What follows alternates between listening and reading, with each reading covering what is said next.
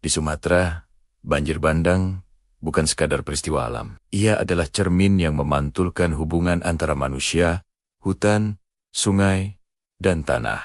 Ketika air bah meluncur dari kaki bukit barisan, dengan membawa lumpur, kayu, dan batu, peristiwa itu seolah ingin berbicara tentang ketidakseimbangan, tentang pilihan manusia, dan tentang hukum-hukum alam yang terus bekerja tanpa kompromi. Pertama, dimensi filosofis. Ketidakharmonisan antara manusia dan alam. Secara filosofis, banjir bandang dapat dipahami sebagai konsekuensi dari racial, hubungan timbal balik yang terputus antara manusia dan lingkungannya. Dalam pandangan kearifan lokal, hutan adalah ibu penjaga air, gunung adalah penyeimbang, dan sungai adalah urat nadi kehidupan. Ketika salah satu unsur ini dirusak, alam tidak langsung menghukum, tetapi memberi tanda, perlahan, hingga akhirnya meledak dalam bentuk bencana. Banjir bandang muncul ketika hutan ditebang tanpa jeda, menghilangkan penyangga alami yang seharusnya menahan hujan. Gunung dan lereng dipaksa tunduk pada tambang dan perkebunan, sehingga tanah menjadi rapuh dan mudah tergerus. Sungai menyempit, karena manusia ingin memaksimalkan ruang tanpa memperhitungkan hukum alirannya. Secara filosofis, ini adalah bentuk disharmoni ekologis keterputusan manusia dari tatanan kosmis tempat ia tinggal. Bencana bukan murka alam, tetapi respon alami saat keseimbangan telah lama disimpang siurkan. Kedua, dimensi ilmiah, pengurai rantai penyebab yang konkret. Jika filosofis berbicara tentang kesadaran, maka ilmu berbicara tentang mekanisme. Banjir bandang di Sumatera dapat dijelaskan melalui beberapa proses ilmiah yang saling menguatkan. A.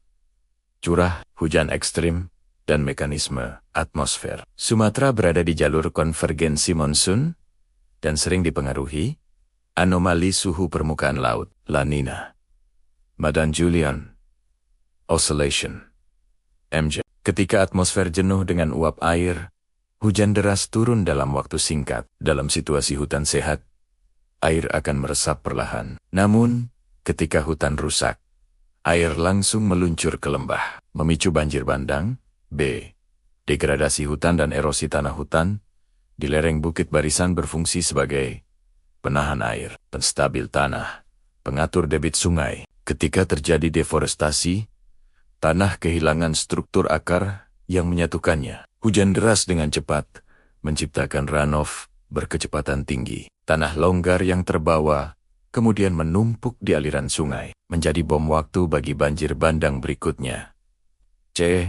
Longsor di hulu sungai dan bendungan alami. Secara ilmiah, banyak banjir bandang besar berawal dari proses lereng jenuh, air menjadi tanah longsor. Material longsor menutup aliran sungai, menyebabkan terbentuk bendungan. Bendungan jebol, tiba-tiba mengakibatkan air, batu dan batang pohon meluncur deras. Ini dikenal sebagai landslide dan break flood. Fenomena yang sering terjadi di wilayah curam Sumatera Barat, Aceh, dan Tapanuli.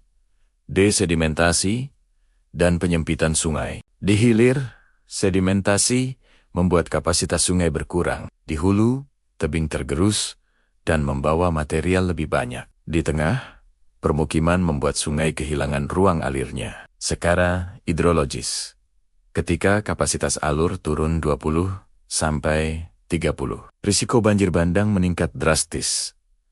Tata ruang yang melawan logika alam manusia sering membangun di dataran banjir, bantaran sungai, kaki bukit, rawan longsor. Dalam perspektif geologi, daerah itu memang dirancang alam untuk menampung limpahan air atau pergerakan tanah. Ketika manusia mengambil ruang tersebut, air mengambil kembali jalannya. Ketiga, titik temu filosofi dan ilmu. Alam selalu konsisten.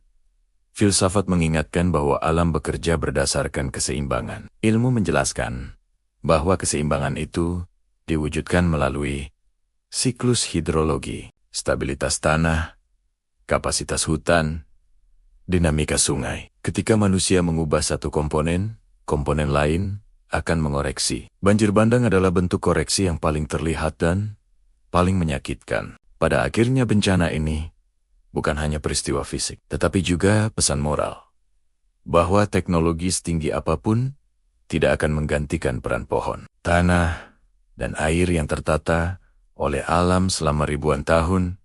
Keempat, kesimpulan naratif banjir bandang di Sumatera bukan semata konsekuensi hujan ekstrem. Ia adalah hasil dari ketidaktaatan manusia pada etika ekologis. Runtuhnya struktur hutan dan tanah, dinamika atmosfer tropis, tatanan ruang yang abai terhadap hukum alam. Filosofi mengajak manusia untuk kembali hormat kepada alam. Ilmu mengajarkan cara memahami bagaimana bencana terjadi. Jika keduanya berjalan sejajar, Sumatera tidak hanya akan selamat tetapi kembali pulih.